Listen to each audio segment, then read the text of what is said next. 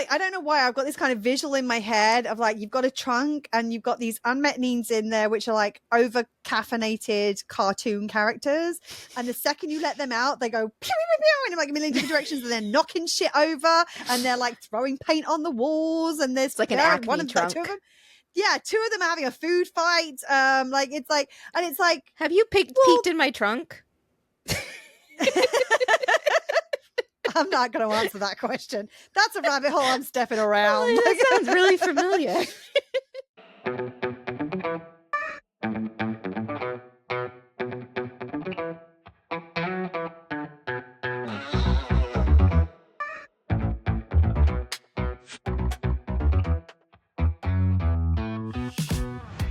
Hello, hello, hello, and welcome to Well Shit. It really is that simple. I'm Claire. And I'm Serena. On this podcast, we help you to understand about your 12 universal needs, why they are currently not being well met, how to meet them in ways that work for you, and how to consistently do so in quick, easy, and simple ways that fit seamlessly into your life. We'll also help you to understand how doing so will have a positive ripple effect in literally every area of your life. If you like what you hear, come and join the conversation in our Facebook group. And enjoy the show. Hello, hello, hello. Hey, everyone. I'm really excited because next week, not this time next week, but next week, end of next week, Serena's going to be in the same space as me. Yay. Well, I mean, like, as in she's going to be down here, back to the island. I'll be on the months. 2x4 island at the very least. Yes. Which means that the next time you see us, we may be actually in the same place, which would be kind of cool. We haven't quite figured out the recording thing yet and whether we actually can make it happen in the same place, mainly because I still don't know where I'm going to be living at that point, which it's a little scary given that's next week. No, I don't have to move next week. I've got a few weeks before I got to figure it out. But yeah, we there's some things that got to be figured out soon. Mm-hmm. We'll see what happens. But the cool thing is we'll at least be on the same island, which is we can pretty figure amazing. it out And not together just in person. Right. And not just in I'm here for like 3 days or maybe 4 days, or maybe 5 days, but then I gotta go again. So which is what happened last time Serena visited. So and we have, just so that like don't tell anyone this, listeners, because I'm only telling you, like nobody else knows this yet. But while we are together, we have a big project that we are working on that will get the program accessible really soon. But not just the program. There's going to be a whole new version of the program that I think people are really going to resonate with. So so watch this space, because I mean, I've already been doing a lot of work on it. And when the two of us get together and then start doing a whole lot of work on it, it's going to be, yeah, we're going to have some fun. But yeah, those inner children are going to need some fun time. Hell yes. But we're going to have to make play dates. Yes. Yay. Let's make play dates for our inner children. Because our inner adults are going to be like, so what do we do with module 6? Like the inner play dates. The inner children's going to be, can we go to play date, please? Can we go to my bubbles? There's going to be lots of things that will satisfy them as well. Don't worry.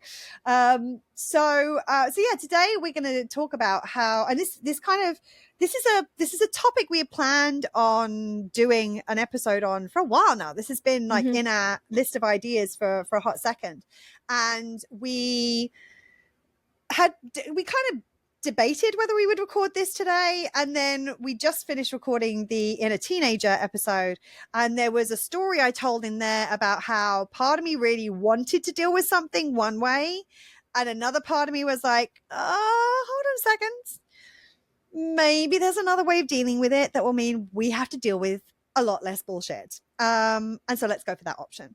And I mean, in essence, this is what this episode is about in total. It's like this is about how do you protect your peace in situations, and how do you make the choices that are going to serve you best in the context of crappy situations. Because yes, of course, there's always like when we're in a crappy situation, or when we see a crappy situation, that's always going to have an impact to our needs. Our unmet needs are going to be present, and they're going to be like, what? Me. I can find a really fun and quick and easy way of doing this. they don't always come up with the best ideas when they're in that place. Just being honest. Unmet needs are not renowned for being good at making good choices. So in that moment, this is what we're talking about today, is really like going back to what we talked about in the empowerment ecosystem sessions. And we will put the link to the creator approach episode in the show notes to this. What we're talking about is in those moments where you're dealing with something crappy, being able to drop into creator mode with how you respond to it, in order that you can make a decision that is going to best get you to the outcome that you really want, rather than just react to your unmet needs. Because your unmet needs, they're going to react. They're going to be triggered. They are not making good choices.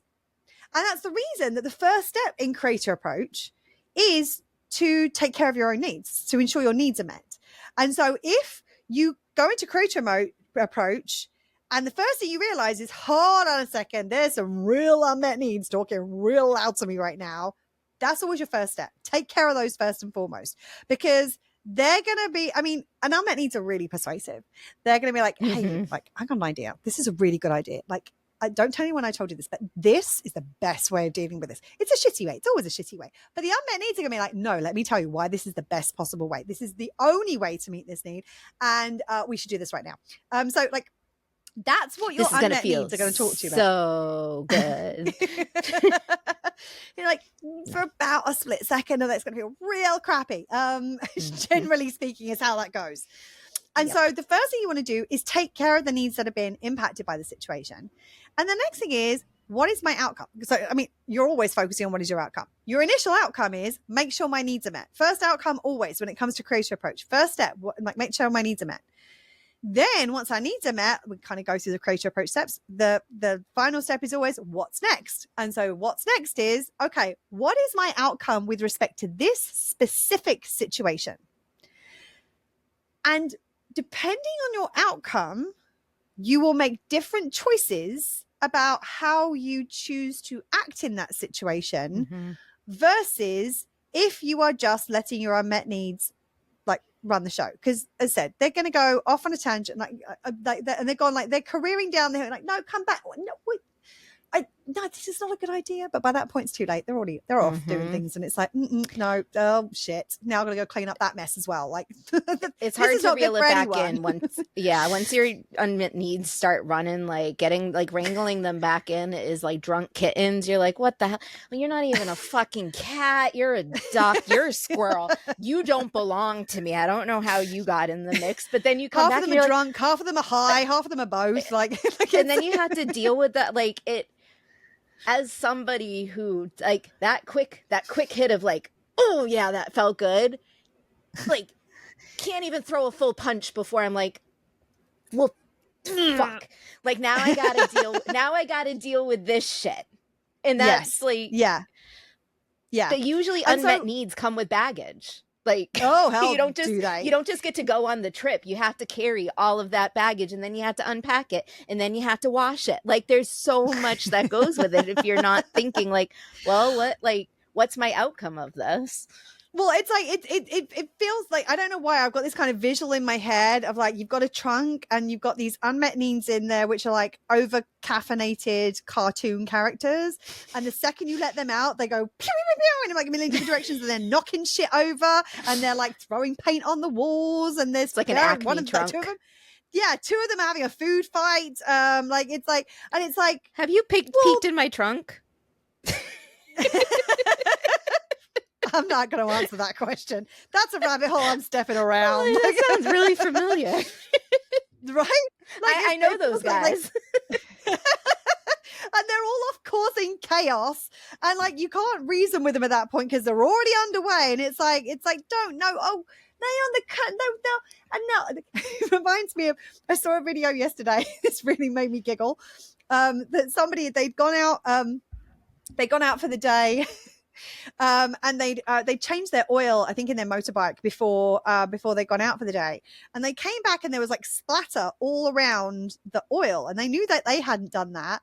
And then they were like, they looked, and there was there was a trail running from, and then the trail went up the door and up the wall and along the windows. And then every now and again, it was like there was the outline of a frog that obviously slipped because it was covered in oil and splattered like on the floor, and then it got up and then like tried to climb again and then had fallen off again. And there was another, like one was like just a pair of legs and one was like a full like it was like a chalk outline of a frog on the floor, and then there was another one that was like that. And that's kind of, it was like, oh, you were in the oil, now there's oil everywhere, oh, now it's up the door, oh, it's on the curtains, now it's on the window, oh god, like, and it's that kind of thing, except there's like 260 of them of all differing variety of creatures, and some are covered in oil and some of them are covered in paint and some of them are like just bouncing off the walls. Like, it's chaos when you let your unmet needs rule the show.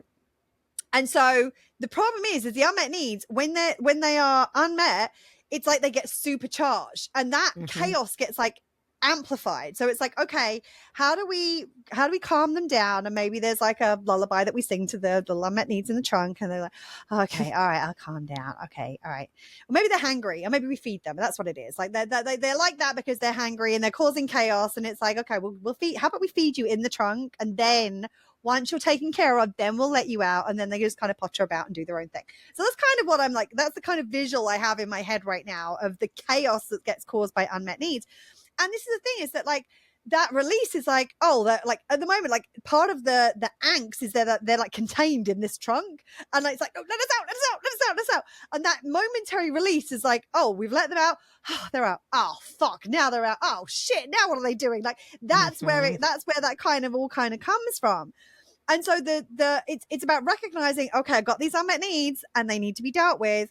I got to take care of them so that they don't cause chaos a second, because they're going to come out at some point. Like, we can't keep them in the trunk forever. We need to let them out, but we need to make sure that they're in a state when they come out that they're not going to cause chaos. So what do we need to do to take care of them first and foremost? Then once those unmet needs have been taken care of, the problem is that we're not the only one with a trunk of unmet needs. The other people that we're dealing with in the situation also have a trunk of unmet needs. And the problem is they don't know they've got a trunk of unmet needs. They don't know that they're going to cause chaos when they open the lid. And whenever anything feels slightly uncomfortable, they're like, oh, fuck, this feels uncomfortable. Open the lid, needs out, chaos everywhere. And so the thing about it is that first thing, you want to take care of your trunk of needs and be like, okay, guys, let's figure it out. Guys, girls, she's, theys, whatever you are, let's just take care of this. Okay, we're going to make sure you're fed and everything is taken care of. Okay, then you can come out and we can play and you can go do this and you can go do that because you're not going to cause chaos. The problem is then, as we start to deal with the other person, their unmet needs get triggered. And the thing is, it may not be that we've actually done anything to negatively impact them. It may be that their needs are so unmet that they're going to view anything as, look at you did this to my needs. It's like, oh, honey, that's been there for decades. And I didn't even look at your needs. I'm sorry. Like, I was over here focusing on that squirrel. Like, no, I don't know what this is, but I wasn't looking at that. I didn't come anywhere near that. I didn't touch it. I didn't blow on it. I didn't nudge it. Nothing came anywhere near your needs. But they're like, but I saw you. You were within like 60 feet of it. It must have been you. And like, no, it wasn't me. But at that point, it doesn't matter because their needs are out and they're causing chaos. And you've got them climbing up your leg and pulling your hair and like sticking things up your nose. And it's like, oh God, I don't want to deal with this shit. And that's where we're coming to. Pick the lock on your trunk of needs, and they're trying to antagonize them too. Like, yes. And that's one of the big things, because like realizing, oh, your needs are unmet, but when they're being sneaky and then they're trying to like, they're just poking your needs, like all of a sudden you're like, what the fuck? That was locked. But your needs are out, their needs are out, and they're in like a little slap fight with each other. It gets right. Well, it's like, and like if you've taken care of your needs and your needs are just wandering around minding their own business, and one of their needs comes along and smacks it around the head with a wet fish and then runs off again, and your needs are like, what the fuck? What happened there? And then they get pissed and then they want to go like, no, that guy just smacked me in the face with a fish. I'm going to get him. Like, no. Okay, let's deal with this. Okay. We got you. I got you handled. Okay. And then another one of them, like flicks a rug up a band at another one. It's like, dude, would you just stop it? My needs are fine. Just leave them alone. Like, you're right. It's that interaction. That's what we're trying to do, is we're trying to avoid dealing with the chaos of the impact of somebody else's unmet needs being thrust in our direction. And we are trying to avoid having to be forced to deal with somebody else's unmet needs and all the bullshit and chaos that comes with them. And so this is the reason that, like, even when we are, and what tends to kind of happen around this stuff is that when we know that ethically, morally, we're in the right, and that we haven't, especially when you understand this stuff from a needs perspective, like you can be like, I didn't go anywhere near your needs. I didn't negatively impact your needs. Like your needs, like came running up to me, tripped over my foot, like tripped me over, and then went, "Oh, you hurt me!" Like what? Like that's basically that's what's happening in this situation. It's like, dude, you ran into me. I was stationary. Like I didn't do anything, but they don't care. It doesn't make any difference. And it's not going to make them behave any more reasonably. And the problem is that when you know that you are in the right about something, that you're being fair and reasonable, and you can see, no, I'm taking care of my needs. I don't know what you've got going on over there, but that's not being handled right now. And I didn't do anything to antagonize that, create that, prompt that, provoke that. It can be very easy to be like, but no, I'm in the right about this. I want to say something about this because I know that this is right. And maybe if I could just explain this in just the right way, they'll be able to see that I'm right. And they'll be able to see that what they did was unfair and unreasonable and not okay. And the truth of the matter is they can't hear jack shit because they've got like unmet needs, like pulling on their ears and like ringing bells and like they can't hear. And they honestly, they don't want to take responsibility for their unmet needs. No, they're like, needs what need? Like, I don't see anything. Like, and you're like, dude, it's literally hanging off the end of your nose. And it's like, I see nothing. There's nothing there. No, like, because if they see it, they've got to deal with it. They've got to take responsibility for it and handle it. And they're like, oh, no, that, like, you came really by my nose a minute ago. That must have been you. Like, I don't see anything. Like it's like a complete, not only inability to see it, but there's a lack of desire to see it, which means that they are committed to not seeing their stuff. And because they're committed to not seeing their stuff, you trying to point it out to them is likely just to trigger those same needs even further. Like, what do you think? I'm stupid? You think I don't know when I'm doing something? Like, who are you to tell me that? Emotion, experience, and impression kicking off. Value need kicking off. Like acknowledgement need kicking off. Like security need kicking off. Love need kicking off. Like all of a sudden they're like, I'm like, it's like, if you've watched the last episode, you know, you'll understand the reference of what I'm about to say here. It's like you've just given them a coffee like Serena just had, where it's like all of a sudden they were bad. Now they're caffeinated. It's like, oh God, now what? How the hell did we get here? Kind of thing. None of this is good for anyone, and certainly not for you and your needs, because by going into that situation and having that dialogue and having that conversation, what ends up happening is your needs get caught up in it and slapped about in the place, and then you end up with them all kind of limping back to the trunk going, I don't know what happened. I didn't do anything. And someone came up and smacked me with a fish. Like it's not good. It's not good. So what do we do in those situations? Well, I was gonna just to jump on to that. Yeah, please do. Claire and I, like, we're very good at protecting our needs, and sometimes we're human. We say it all the time. We're human, and sometimes our needs get a little caffeinated. They get a little unruly, and there are times when forgot where I was going with this. Shit, the coffee. I knew this was going to happen at some point. That coffee would just like drain from my body, and my brain would be like, where are we? What are we doing? We're human. Yeah, we are. Like, we're good at protecting our needs, but we're human. That was the beginning. Well, I guess I don't know if this was exactly the point I was going to make. It is hard for us sometimes to take that step back and be like, oh, my needs are being impacted. It's these needs. This is what's up. This is what's up for them. And I mean, this is what Claire and I teach. Now, a lot of people have no concept that they have needs, what those needs are, why, like, they're feeling the ways they feel, why they want to react to this. Like, it's... Well, and what they do in that is they fill in the gap that why they want to feel it is you. You're to blame and you're the reason, and therefore they're going to take it out on you. Yes. And it's hard not to snap back sometimes and have your needs. Like, you're like, all right, I had I have my 12 little needs. They're all in a row. Oh, wait, there's 11. Oh, that little fucker ran off and they're causing fucking chaos right now because they got triggered. And I was like, I went through all of them, but I didn't think number 7 was really that big of a deal. So I was like, you're good. Nope. Number 7 is off fucking about and making things a lot harder for me. So like, I just want to say, like, it's hard because you're dealing with what you know about yourself and what somebody else is dealing with that they likely have no concept of. And Right. I remember getting kind of discouraged at first when I was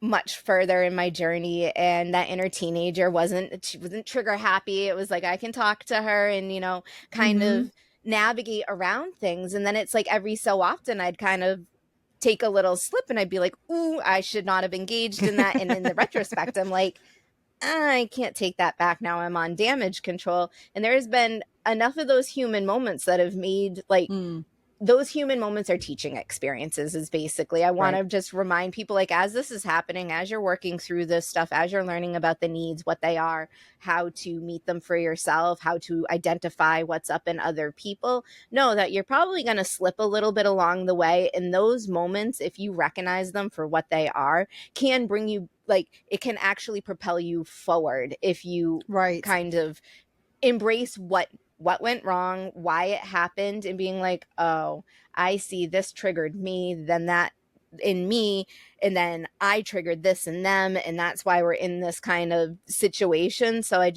know that was a hard part for me at first, being like, no, I know better and I shouldn't engage. And sometimes it just happens. And there's also it also kind of, you'll get to the point with this where you understand the needs well enough that you are taking care of your needs, but also you can start to see, like, you can see the chaos of somebody else's needs from a mile away. And you're like, oh, okay. Do I really want to engage with that? Because if I do, I got to deal with all of that chaos. And and here's the thing is that there are some times where it is worth it. There are some times when it's worth it. And I mean, and actually I think that, in the nicest possible way, this is one of those examples, like Serena and I, like when Serena and I first met, I could see Serena's little needs were a little unruly, and I could see him from a mile away, and I'm like, okay, that's a lot. And you got a lot going on there, girl. It was excuse me. Yeah, there was like, I'm like, okay, cool. I can see that, and I can see that there's a lot going on there. And when we started to like have more of a relationship, when we started to get a little bit closer, and I would like say certain things, or I would kind of like not I wouldn't be like, you got to sort those fucking needs out, what the hell are you doing, but like just not like, all the time. But I'd be like, there'd be like a little nudge of like, oh, like, have you thought about this, or have you thought about that? And like Serena would like take those on, and I'm like, okay, this is somebody who is like willing to listen, willing to learn. Not that I have all the answers. As Serena said, we're both learning all the time and we're both human. But it's like, and I could see, okay, this is like, it's not always going to be chaos, because I can see, okay, when she would say that, I mean, she'd be like, oh, like, I've got like one of her needs, like hanging on my hair. And like, I'm like, did you notice this? And she's like, oh, you get down. Like, what are you doing? And I'm like, okay, so this is being like, okay, I can see this. There's potential here. And so there are times when it is worth stepping into that space, when like, if you saying something is going to make a difference, if you saying something is going to make a difference, either for the person who you're speaking to, or maybe for people around them, like where it's like, there's like, say that this person's needs are causing chaos and they're running roughshod around everyone around them. And you go, hey, you like, that's not okay. And somebody who's also got like needs hanging off their hair and hanging off their nose and the back of their pants and what have you. And they're like, oh, actually, she's right. This isn't okay. Maybe I shouldn't hang around and have to deal with all of this as well. So like them, like, but if you can see that there is a positive benefit, a purpose to you speaking, and it's going to make some kind of difference, then it can be worth doing. Well, whether or not you said it at that time, like, or not said it, realized at the time, there was a very specific outcome of pointing out my unmet needs in certain situations. And that was Claire and I wanted to see if we were going to come closer together or further apart, because at the point where the needs kind of got introduced at a more intense level into our friendship was as our friendship was building. And it was that, like, okay, is she going to lean in or is she going to punch her way out? So for Claire to point out those unmet needs at the time, or to get into any sort of discussion or something like that that could bring up my unmet needs, where she potentially knew she was walking into something that was a little bit bigger, that might, you know, disrupt her peace in the moment, but knowing that she needed to know it in that moment to figure out how to go further in the future. Because if she had left it for like 2 years and then like let me and my needs go fucking buck wild, and then tried to figure out whether like 3 years into the friendship, is this going to work? Like that, you know, that could have gone sideways. And we've talked about this on previous episodes, I know, but like I think that the big moment for me wasn't even necessarily where I was telling Serena about her needs, but I was pointing out that her needs were impacting my needs, like how she was wrangling or not, as the case may be at the time. Her needs was causing impact to mine. Like I remember very vividly, we were messaging one morning and we had planned to do lunch together, and there was a back and forth, and then Serena's like, I'm going to do some stuff and then I'll reach out to you. And then it had been like a couple of hours and I hadn't heard anything, and it was like we were solidly into lunchtime by this point, and I'm like, I need to eat something because I'm hungry now. Like, so I'm like, if I'm waiting for you, I might have a little snack that'll keep me going. But if I'm not, I'll just have lunch. And so I messaged, I was like, hey, what's going on? Like just checking in. And Serena came back, oh yeah, no, I'm having lunch with so-and-so and so-and-so down at so-and-so. And I'm like, wait, what? Like, we said that we were going to have lunch and you were going to let me, okay. And so I like pointed that out. I was like, we said we were going to have lunch. Like, I don't have an issue if you're having lunch with somebody else, but like you didn't let me know.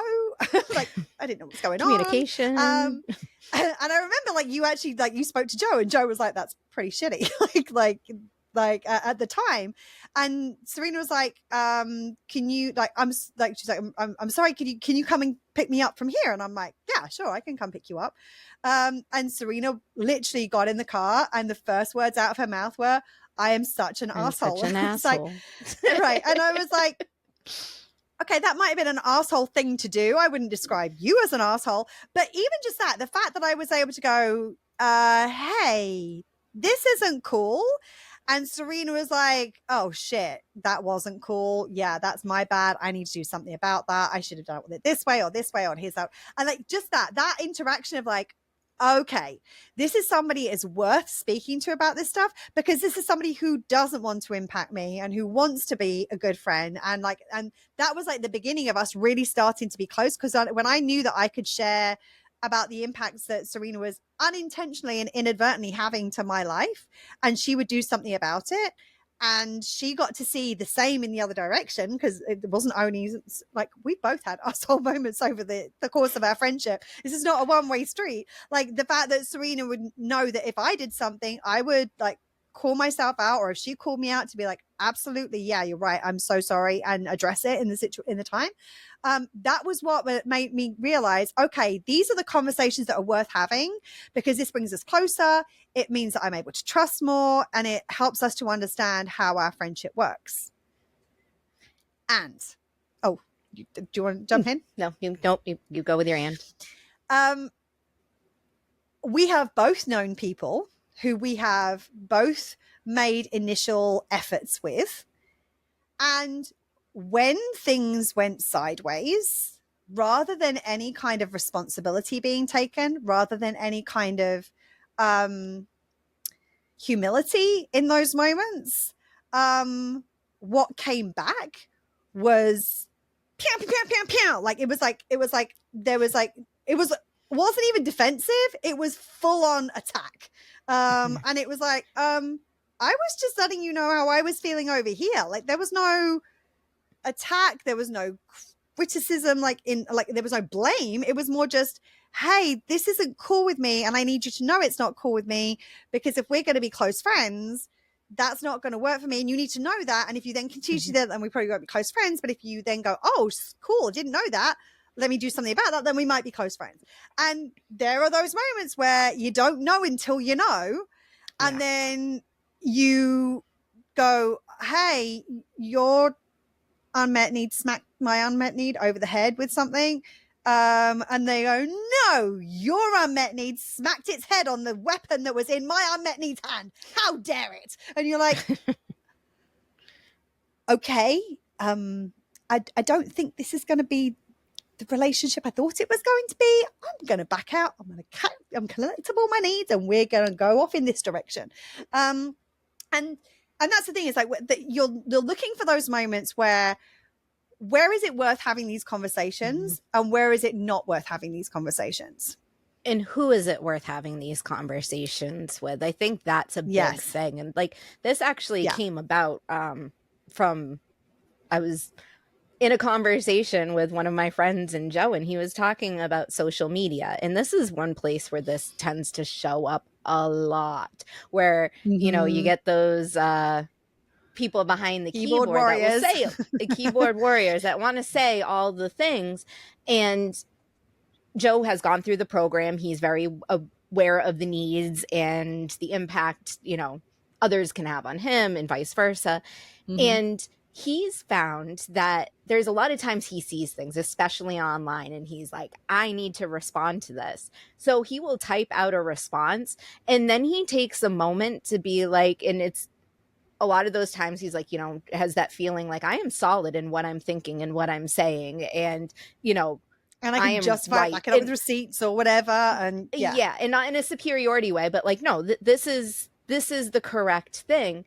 And then he stops and he's like, does it actually serve me to hit send, to put this out there, to get into a discussion with usually somebody that has no bearing on his world, or, you know, the bubble, or not like bubble of like ignorance bubble, but like the world he's created, his world. Yes. And he's like, you know, the outcome isn't going to do anything but get me more riled up, because they're going to come back and spew some sort of bullshit my way. And then I'm going to have to deal with that. And then I'm going to have to deal with that impact to my needs. And he's like, you know what? A lot of times just seeing my post written out, acknowledging the fact, like, this is how I feel, and seeing it there. And then he'll delete it and be like, yeah, it wouldn't, like, I got what I needed out of this, which was my own acknowledgement. That's how he acknowledges himself and how he's feeling. And when he was saying this, you know, I'm like, it's funny because a lot of times Joe will have conversations and I'm like secretly typing into my notes what he's saying. And he's like, no, give me your phone. I got this. Because he's like, this is really helpful to me. And we were trying to convince, we were trying to convince her. We were trying to share the experience we've both had with this. Like, sometimes saying nothing is the best thing, because you know what? It's not going to matter. It doesn't matter, because that person does not matter. And they're not significant enough in your world. Yes. Or in, like, it's not something that necessarily needs to be said. There are times where I think people do need to stand up and speak to things, and these aren't the instances we're talking about. These are you just be getting yourself into a back and forth. And I had such like a proud, like, universal needs moment, a proud wifey moment, where I was just like, yeah, like, you meet your acknowledgement need for yourself. You don't need the 700 likes for making the comment. You're knowing you're enacting so many of your needs, your personal power, making the choice to be like, yeah, no, you know what? Not worth it. And I mean, that's not easy. And especially when our unmet needs are triggered by somebody else, we get that, you know, the inner teenager is like, let me at him. I got this. And it's like, okay, you may got this, but then you got a lot more shit to deal with on the other side of it. So is it actually worth it? Right. Not always. And that's the thing, it's not always. And you're right. There are some times when things are like, they need to be spoken to, and they need to be spoken to maybe with by somebody who has the level of privilege that we do, for example. And there have been times when, like, a lot of the times in those situations, I'll listen to my intuition. Like, sometimes my intuition is chomping at the bit. It's like we got to say something in this situation. I might not even know why. And I might be like, my brain might be a little bit like, are we sure? And my intuition's like, yep. I'm like, okay, cool. Oh, she's running the show. Let's do this. And there are other times when and I can think of an example with me, and it's so funny because I get angry even when I think about this, because this is a situation that is, I don't know whether what I said made a difference, but I handled it in the way that meant that I knew I wasn't going to deal with any bullshit anymore. So I had a situation where somebody who I didn't know very well did something many, many years ago to me that was absolutely unforgivable. Like, absolutely unforgivable. And I told them that at the time, and I told them not to contact me again. And I thought I blocked them on all the things. And I don't know whether it was like with like app updates and with like phone updates, whether maybe that blocking had been undone or something. But there were a couple of times that are like throughout the period between when it happened and when this final moment happened, that I got like a hey, like message from them. It wasn't like a I'm so sorry for what happened. Like there was no, it was just wanting to connect in some way. Mm-hmm. And every time this happened, every time it happened, I had to relive what this person had done to me every single time. And it was, and I didn't respond when these things happened. And generally I thought I blocked it. Like I'm like, why does this fucking person keep popping up in my phone? Like, piss off. And basically the reason that they would, I know needs very well. And basically what happened was this person knew that I was the only person in the world who knew the shitty thing. I mean, not the only person, because I'm mentioning it now. Serena knows, like lots of people know about it. And I don't actually know if I've ever told you the story. Anyway, not that it's important. I know what you're talking about. Yeah. Yeah, I thought you did. And so this person knew that I was the only person who knew the shitty thing that he'd done. Not the only person, but he thought I was the only person. And he knew that therefore I was the one who knew that he was not a good person, or hadn't been a good person with the choices. He not made good choices in that moment, and he'd done something to negatively impact somebody else. And he wanted me to make him feel okay. Like if he could form some kind of connection with me, then it would be me basically saying, what you did wasn't that bad, or you're still an okay person in spite of doing that thing. He was looking for me to absolve him of the guilt that he felt for what he had done. And the truth of the matter is, he should feel fucking guilty. Like, as in, like, remembering, like, if you haven't listened to the Guilt and Shame series, go and listen to it. Guilt is a very, very constructive force, because guilt is our humanity recognizing that we have harmed somebody else, and we're connecting to our humanity, we're connecting to their humanity, and it creates that feeling inside of us that will prompt us to not do the same thing again. So you should feel bad when you do something shitty to somebody. And sometimes you can be, do things that will address what's happened and heal the pain and the hurt and the harm that's been done. But especially if you haven't done any of that, like, you shouldn't feel absolved of the guilt, because the guilt should be there because it's the thing that stops you doing this to somebody else again in the future. Mm-hmm. So this had been a pattern that kept happening. And it was, I think it was like New Year's or something. It was like, it was a special time of year. I remember that. And I got either like a Happy New Year, or I got a high, or something like that. And I got to tell you, the boiling rage that came out of me in that moment in time. And I'm like, you know what? I am going to deal with my needs, and I'm going to deal with how I feel about this. But I'm going to address this. And I was full on keyboard warrior at that point. And I'm like, I typed out and I said, every time you do this, you force me to relive this. You wanting a connection with me is about you feeling better about you. It has nothing to do with me and what I need. And I mean, I handed him his ass on a silver fucking platter. And then at the end of it, I said, at the end of this message, I will be blocking your number. Never contact me again. So I did what I needed to do because I needed to name this behavior. Whether it made a difference in this person, I don't know. But for me, I needed to know that I had spoken my piece around this so that this person to give some kind of hope that this person might not do this to somebody else again in the future and then behave the way that they had. And I set all the boundaries afterwards and he's blocked on everything. Believe you me, I've checked and double checked. on platforms that you don't even know exist. You're like, exactly, blocked him on there too. Blocked on there, exactly. So sometimes what was your out? Again, you got to connect into that creator approach. What is my outcome? You take care of your own needs first and foremost. And I did that. Like, my keyboard warrior wasn't coming from the unmet needs.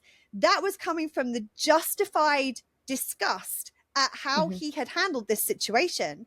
And my choice to do that, my outcome was, I want to try to communicate this to this person, to try and this is someone who saw himself as a good guy. And I knew he saw himself as a good guy and he wanted me to see him as a good guy. And he knows I will never see him as a good guy because of what he did and how he behaved afterwards. There's no coming back from that in my eyes.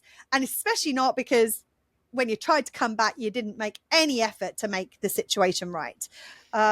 So any acknowledgement of the fact that there was a situation that goes up my ass fucking sideways. Right. And so for me, what gave me my peace in that moment was speaking that truth, because that was my outcome. My outcome was, I need to say this. So I know I have put that out there. I know I've spoken this truth. I know that he has received that truth. If he chooses to do nothing with it, that's not on me. And then I don't want to deal with the bullshit anymore, which is why I didn't just be like, here's my response, and then leave it open for him to respond again. Because I knew all of his unmet needs would be like, I don't fucking care. You're not my needs, not my monkeys, like circus monkeys, whatever needs. None of my business. This has nothing to do with me. That's for you to deal with. So I put every boundary in place to ensure that I wasn't going to need to deal with it. Now, if that had been someone who there was a possibility. Now I know that the chance of me ever seeing this person again are so minuscule that I could do that in that situation without then having to deal with the bullshit on the other side of it. If this was someone I was going to be seeing on a regular basis, I probably would have dealt with it in a very different way because of what I would have needed in terms of the outcome with respect to my needs as well as the situation. I've had a very similar situation with a family member who I decided long ago was just not a healthy relationship. And every so often they pop back up and it's just like, hey, or like happy birthday. And I'm like, why do you think that, I mean, we had like a significant blowout and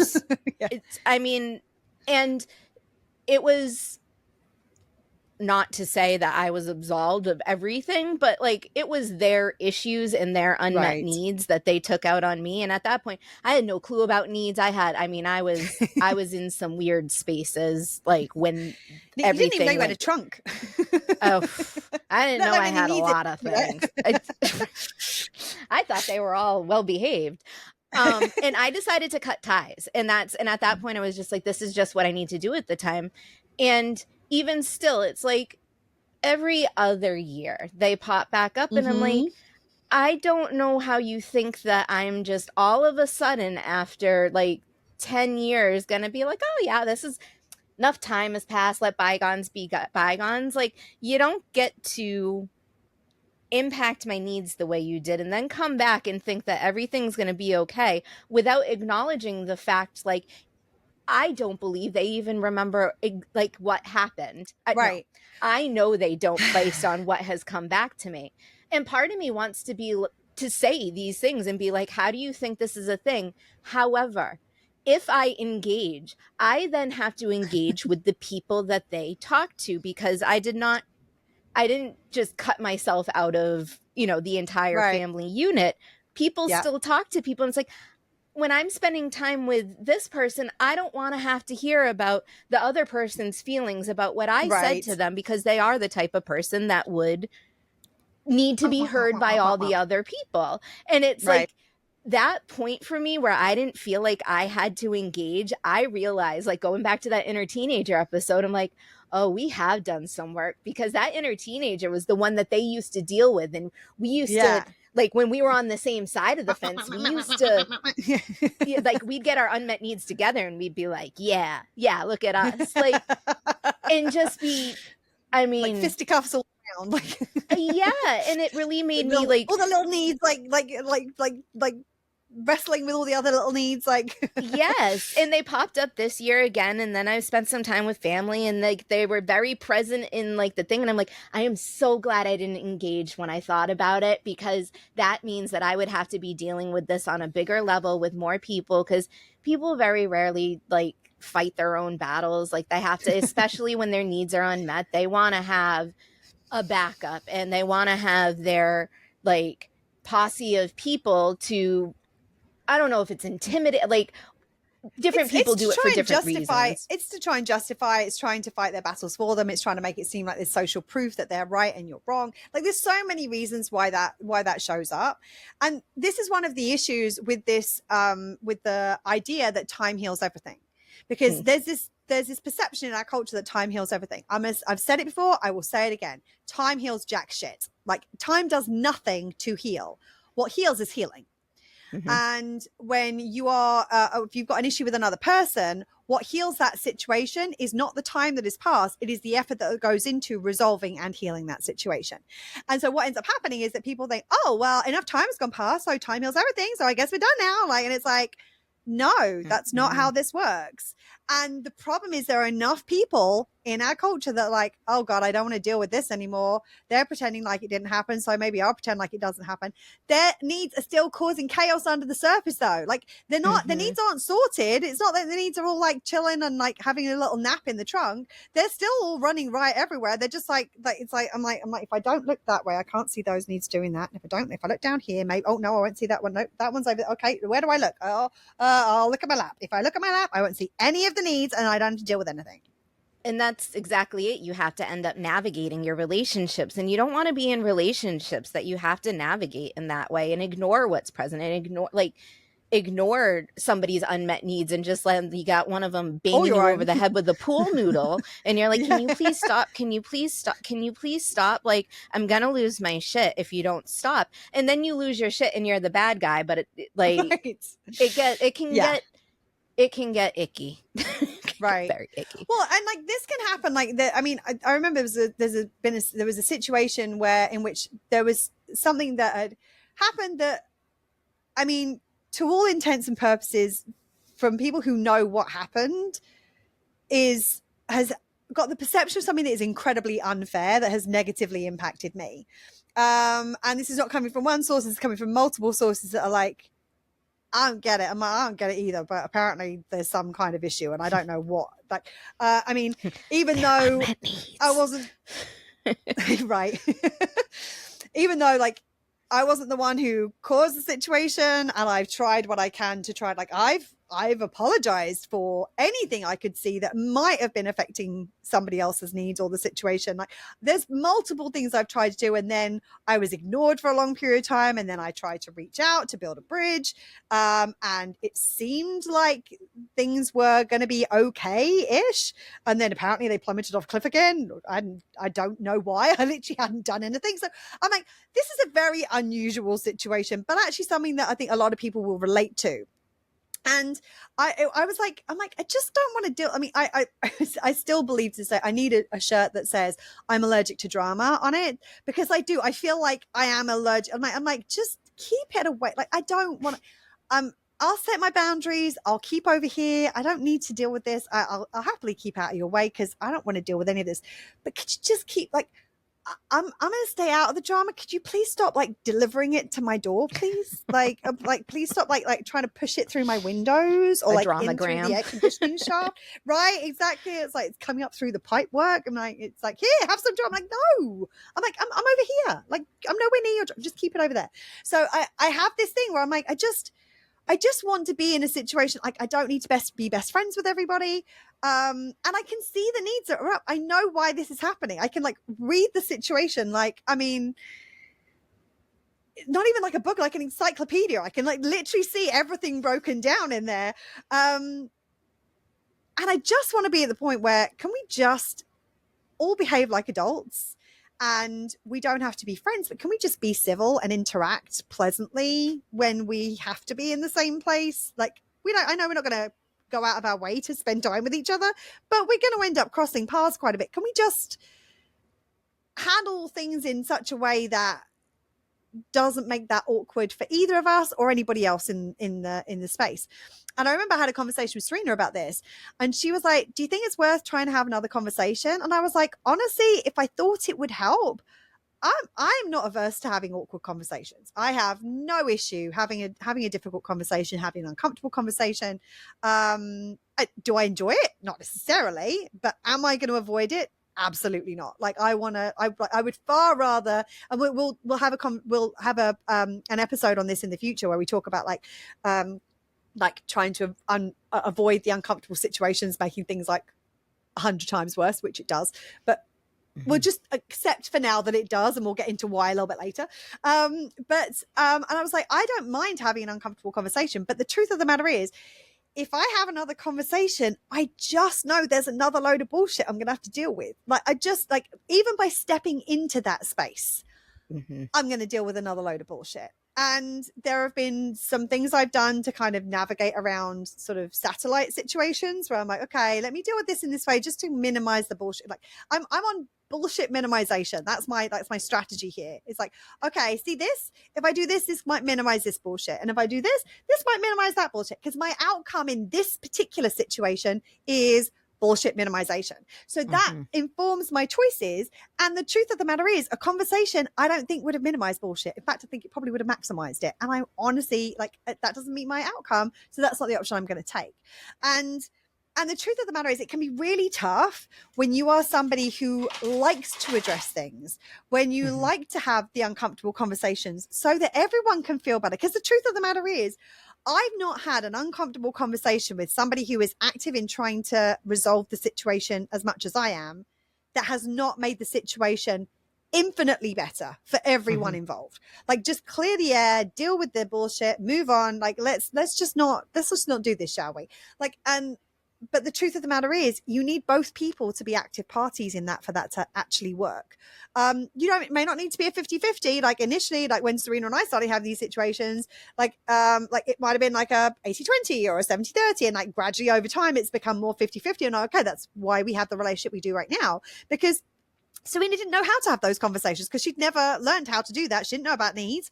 I knew how to have the conversations. I knew about needs. So I was happy to kind of take the lion's share of the work on that, because now we both do it equally. And there are times when she does it more than I do. And it's like, that's how the balance comes.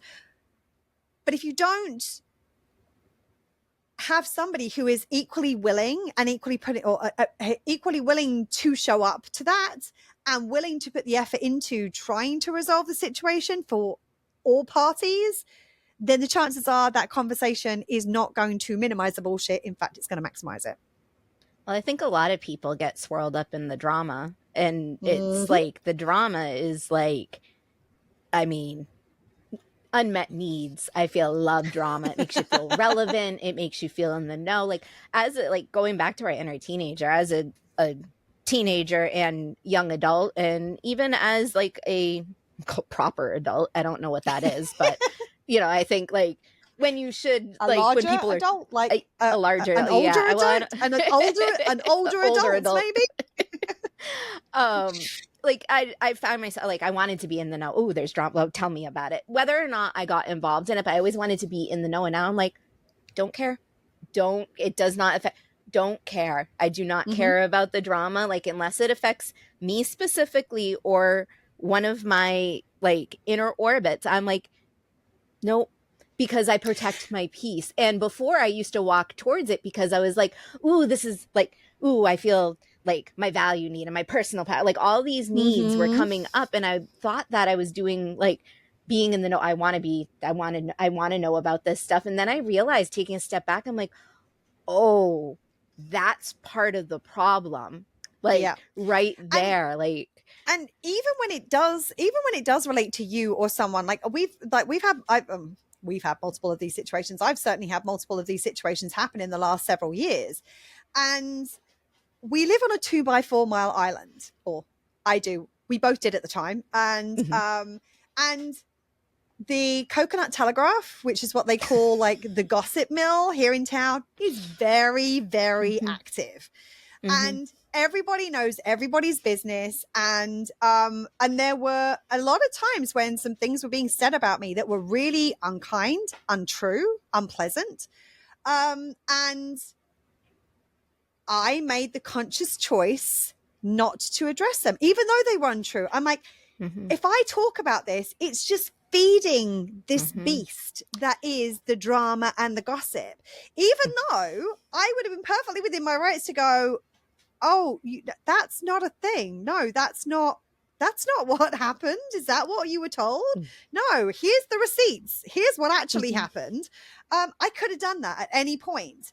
And there were so many moments where I was like, I'm not doing that. That doesn't serve me to feed the drama. And even since, it's funny, like there's a couple of people who decided to make me public enemy number one. And I think predominantly because I set boundaries and because I will not allow bullshit. Like, I'm like, if you want to do drama over there, that's fine, but don't bring it to my door. Because if you bring it to if you bring it to my door, I'm gonna go, there's a boundary there. If you bring it to my door, I'm not answering. like you can stand on my doorstep for as long as you like, but I'm gonna switch off the doorbell cam. I'm going to turn up the TV or put my noise cancelling headphones in. I'm just not gonna deal with it. And it was so funny because even though I said almost nothing about this, like even some of my closest people were like seeing some of the stuff on social media and they were like commenting on stuff, and then they would be like, oh, I'm like, oh, you know, that was about me, right? They're like, what? Like, that's not you at all. I'm like, I know, like, I'm just, and they're like, delete. I'm like even people who like didn't, but they were jumping in and like feeding the drama because like that's what everybody does. And it was so funny because just recently something happened to one of the people, and one of my first times out since that happened, someone came up to me, did you hear about so-and-so? And I was like, fully expecting me to go, oh yeah, did you hear? And I was just like, I'm not saying anything about it. Like, and they were like, and it was so interesting because they were like, oh, I'm like, yeah, I've got nothing to say. And they were like, yeah, consequences end up like, and I'm like, yeah, I'm not saying anything. Like, I don't want to engage. And it was so interesting because you could see them kind of going, even when like at one point it said it was I mean, fucking kindergarten, the whole thing. That's part of the reason I'm like, this is exhausting. Leave me out of it. I want no part of it. I'm going to exist and live my life over here. Whatever this is, like, you're welcome to it. But there was an element of like, in that moment, I could have easily been like, told ya. And that's what happens. And like, da, da, da, da, da. And I didn't do that because I'm like, I don't want a part of it, even when I would be in a position of power in the situation, because I've got my personal power need met. I don't need to gossip about somebody else to feel good about myself. I don't need that to meet my value need. I don't need that to meet my personal power need. I'm good. So whatever that is, just keep it over there. Well, I think even the person, because Claire and I were both notified probably within minutes of each other of this situation, and neither of us really engaged with the person that told both of us. We're both very close with, and if we were going to get gossipy or, you know, take punches at somebody, likely it would be in that kind of circle of people, and we were both like, okay. And it was like, I got that energy of like, you're not going to say anything more. And it's like, why? It doesn't serve me to say anything more to you, to that person, to anybody else. Like, what is that going to do for the outcome of me protecting my peace and not wanting to deal with this fucking person ever again. Like the second I start engaging in in drama that involves them, I am swirled into that drama, whether or not like I'm actively participating or not. But that drama will swirl in my head. Like it's. Mm-hmm. Well, and I'm going to go one step further than that. We understand the needs. We understand the things that meet needs, and we understand the things that compromise needs, which means if we're getting our needs met at the cost of somebody else's, it is not going to be a good way to meet our needs. It's not going to be supporting us. It's going to compromise our needs in the process. Self first, meet your needs at the minimum in ways that do not negatively impact other people. It's right there in the title. And like, if my inner teenager has some shit to say about that, she might say some shit about that, either like in a journal, like just to process how she's feeling and feel heard and feel validated of like whatever like attitude she's got going on about it. But that's to process that. That's not I'm not doing that to meet the need to feel better about somebody else. And the truth of the matter is, if I get swirled up, like drama is not a good way to meet your needs. I don't know how more clearly to say it. Like, because by definition, if there is drama, it is normally because somebody's needs are unmet, and normally multiple people's needs are unmet, and they're trying to get their needs met through toxically trying to like negatively impact other people's needs in order, like I still see it these days. Like there's other people I see and I see them. I like literally it's almost like they're made of glass. I can see right through them. I've got Death Becomes Your Hair. I can see right I can see right through you. If you haven't seen Death Becomes the movie, if you've seen that, there's a Broadway show of it coming out. I did. Out. Our friend has seen it twice and said that it's supposed phenomenal. To be amazing. Yeah, it's definitely on the list to see. But like literally I could see right through this person, like in the moments where I can see them making barbs to try to like feel good about themselves by negatively impacting me. And I'm like, okay. Okay. like you look not in a mean way. Like, right. It's like they're punching at air.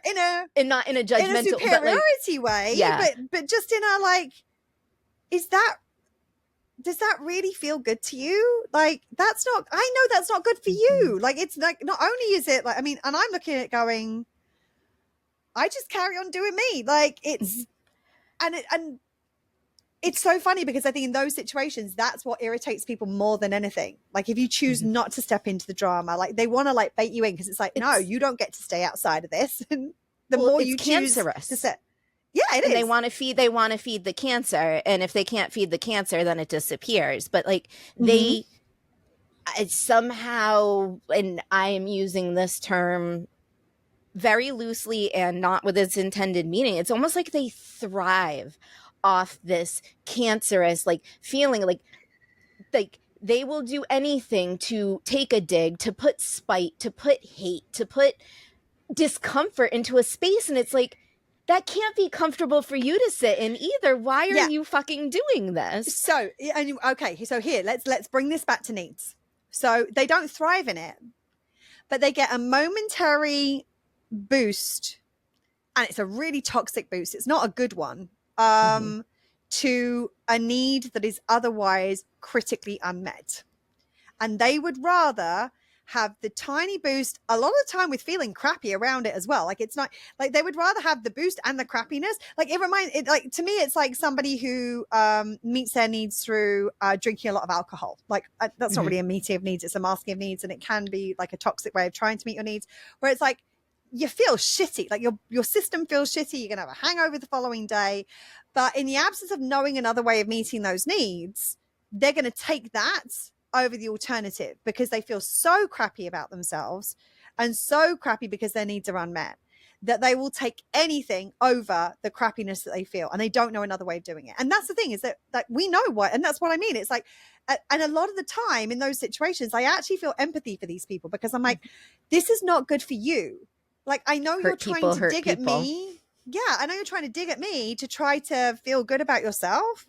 But I know you don't feel good about yourself because you really felt good about yourself. You wouldn't need to dig at me. Like, if you genuinely felt good and happy with you, with yourself and your life, There is no need to negatively impact somebody else. In fact, doing so makes you feel crappy because we have our shared humanity. We are all interconnected. We've talked about interconnectedness multiple times on the podcast, which means that the negative impact we have to somebody else, we're going to feel ourselves. It's going to impact us as well. And so nothing feels good about that. It just feels momentarily not quite as shitty as awfully unmet needs and no attempt to try and meet them. So that momentary, like, oh yeah, I get the high when I take the shot. In the moment, it might feel, it doesn't even necessarily feel good, but it momentarily masks the shittiness. I think that's the thing, is it's masking, it's not meeting needs.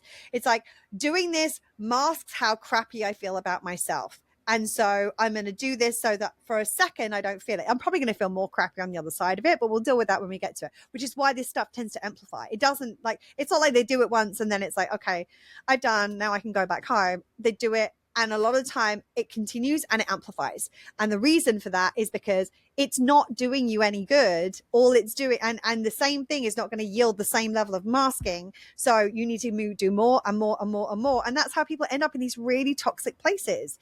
And there are times when in that situation, I would reach across and grab somebody's hand and be like, hey, I can see you and I see the pain that you're in.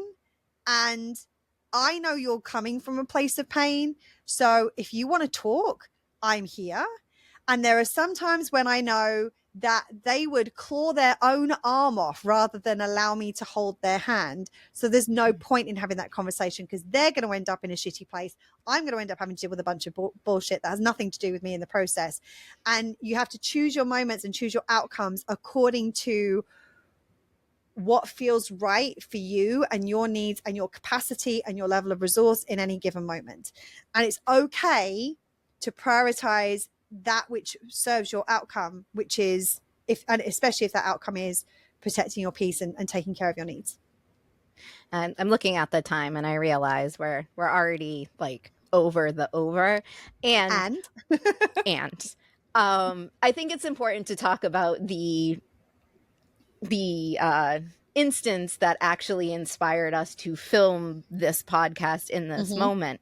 And it is about focusing on your outcome, and it's focusing on the outcome of the long term. So I entered a business relationship with somebody, not Claire, that I am gonna she has entered a business relationship with me, but that's not what we're talking about right now. I'm not I want to clearly state I'm not talking about us. And there were not rules, but like there was an outline of how things should work and how things were going to go. And this is and this is somebody that regardless of whether I want to or not, they are going to be present in my life for the entirety of my life. Like this is like they are not going anywhere. And they are not operating in a way that I find helpful or they don't make good choices, appropriate, or in nothing that's super detrimental, but just like they're not operating as an adult. And the inner teenager in me a couple of weeks ago was like Claire said, like right in the throat. And I'm like, I had to have a heart to heart with her because I'm like, okay, long term, I need to be able to get through A, this business agreement, and B, the entirety of my life with this person being present.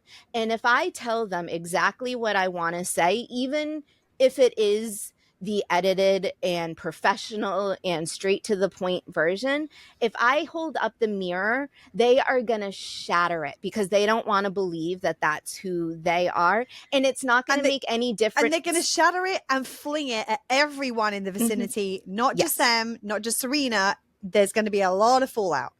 Yes, a blowout to many people. And I'm like, as much as I would love to say my piece and let them know exactly what this is and how I feel about it, and because it's not negatively impacting me on a greater scale, like what's happening, I'm like, it is so much more important for me to not say anything, hold that for a point. Like there might be a point where I actually do need to speak up because the actions are, you know, to a point of being egregious. And right now I'm like, you know what? I just want to get through this with as little bullshit as possible. And if that means that I have to process with Claire or myself or journal to get these feelings out, then so be it. Because I know in the long term, that is going to serve me so much more than putting in my 2 cents. What am I trying to get the last word with a fucking wall? Like, that's what it would be like talking to. So, like, Yeah.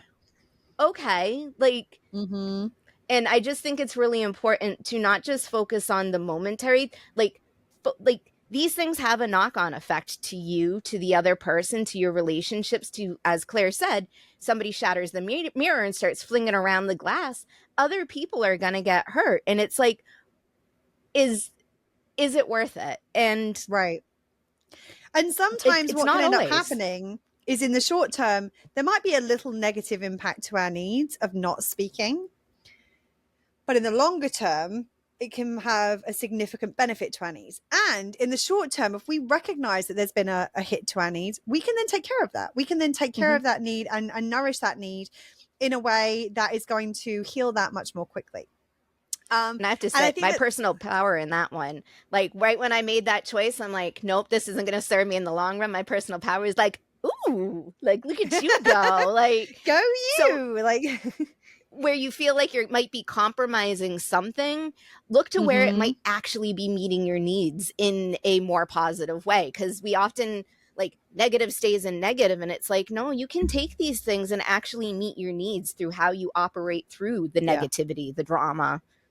Absolutely. The people. I think, and I think that there's a couple of things I just want to say is that the first thing is, it tends to be better if you're focusing on long term, what's going to be best for your needs in the long term, as opposed to, a lot of us make short term trades that are not worth it in the like long term. Like, okay, like I it will meet my need better in the, like with the situations I've been in, where it was like, it might have met my need in the short term to address the situation and make sure that everybody knew the truth about what was going on. And in the short term, that might have felt better, but long term, it feeds the drama. And I just don't want to deal with I don't want any part of the drama. So the other thing I was going to say is that the most important thing with this is to be in conscious choice about it, because especially when you're in a situation like Serena was describing, where you are worried about somebody's reaction causing there to be fallout for a lot of people, you could easily drop into the, well, I don't have a choice. I can't say anything in this situation because it's going to hurt everybody present. And there's a difference between I don't have a choice and I don't like the choice I have in front of me. And I think that so often in these situations, we can be like, well, I don't have a choice. There's nothing I can do about this. So fuck. Okay. Like, okay. And then we just feel crappy about it. Instead of saying, actually, I do have a choice. I could do something about this. I could say something about it and it would have this consequence. And I could not say something and it would have this consequence. And I'm going to choose to do this because this is the thing that I think feels most resonant. And as Serena said it, like the second that she'd made that decision, her personal power was like, yes, that's what is best, like making a choice and it feels good for me and like da, da, da, da. And so like, even if you find yourself in those situations where it's like, I don't know what to do. And and it feels like you don't have a choice, look for the choice that you have, because you do have a choice. So often in those situations where it's like, I don't have a choice, you do. And your choice might be to protect your peace. It might be to navigate the situation in a way that causes minimal impact to everybody else when you don't have the ability to control somebody else's actions and to determine what they are not going to do, and to ensure that like all of those things are valid reasons to make the choice that you're making. And what you then might do is you might make a choice about this, and then you might make different choices going forward, which is that I don't know for sure, but I would put money on the fact that Serena's not going to enter into this kind of an agreement with this person ever again. So, but again, you're making another choice. So it's like, okay, I'm going to choose not to address it in this way because that feels like the thing that means I'm going to have to deal with the least amount of drama and bullshit. And also I'm going to minimize the fallout for everybody. And then what I'm going to do is I'm going to make new choices now that are going to empower me in this situation to ensure that I never have to deal with this drama again. So it may be that you put boundaries down. It may be that you communicate that based on how this has gone, this is the last interaction of this kind that we will have, because I'm not okay with how it's played out.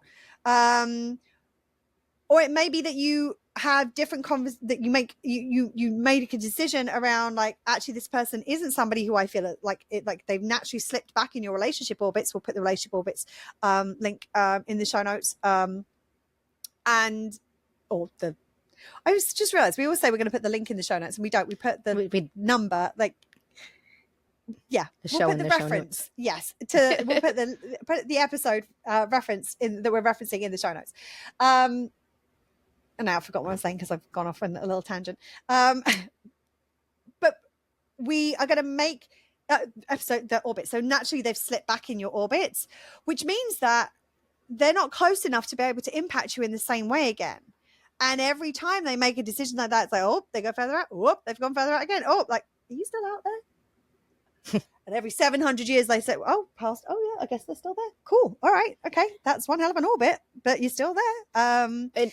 For me, like in this situation, I rather have, like, you are light years out there and I see you every 700 years. But if I had engaged in that moment, you would have, in your drama-filled little unmet needs fury, would have, like, bullied your way back. So you might be, like, contextually, like, we're not close, but you're a rogue planet ricocheting off of all the other planets in my universe in the orbit, and then I still have to deal with your bullshit.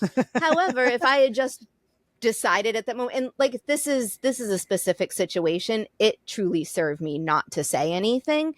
And having done this work, having done the work on my inner teenager and my inner child, and knowing, like, oh, like, I am in control of my peace and I can make this choice to not deal with this. When even just a couple of years ago, I would have thought, like Claire said, that I didn't have a choice, that I had to engage because I needed to meet these needs that I didn't know I had, or I couldn't engage because of all of the other things. There is a middle point that I could have found here to do both of the things. And even that middle point was more bullshit and drama that I just, it wasn't worth it. So here I am sitting in my peace, not having to deal with, 5 other people texting me like, oh, did you just, like, obliterate this person? Like, oh, well, I had a moment. Like, and even if you hadn't, that you could have still got that message going, did you obliterate this person? You'd be like, no, I told them no. Like, and in their world, that's how they've interpreted it, because it's landed on their unmet needs, and their unmet needs have gone scurrying off to everyone else's unmet needs, and they slapped the crap out of them, and then got them involved, and then they've messaged you to be like, did you just obliterate this person? No, that's not what that was. I literally just said 2 letters N-O. That's it. Like, so it's like, and this is the thing, is that it's so important to, wherever possible with this, drop into creator mode. Take care of your needs first and foremost. Make sure that you are focusing on what your outcome is, and continue to focus on your outcome. So it's like, your initial outcome is, I don't want to deal with the drama, so I'm not gonna have this conversation. I'm not gonna say this. So then what's next? I need to protect myself from this happening again. What boundaries do we need to put in place? What decisions do we need to make about things going forward? So if a situation comes up again, you've already made the decision. It's like, nope, I'm sorry, that's not, like, I'm not going to be involved in that. And all of those things continually will support you in having your needs better met, because you're going to create outcomes that align with what are going to meet your needs better in the long term. And ultimately, that's our goal here, is like, how do we take care of ourselves and our needs so that they are better met in the long term? Anything you want to add? Oh, no. You made this, like, sideways move, and I was like, oh, there's more. No, there's no more. Well, there is more, but no. Yeah, well, another for another episode on another day. Thank you for being here. Thank you for the listening. Thank you for watching. We really appreciate you. We'll be back next week with another episode. Between now and then, remember to stay safe, take care of yourself, and continue to meet your own needs. Lots of love. Bye. Bye, friends. That's it for today. If you like what you heard, please subscribe, rate, and give us a written review, as it will help more people find us. And remember, if you find yourself in a difficult situation, it's important to go into creator approach. First, take care of your needs, and then figure out what your outcome is and make your choices in alignment with that. Well, shit. It really is that simple.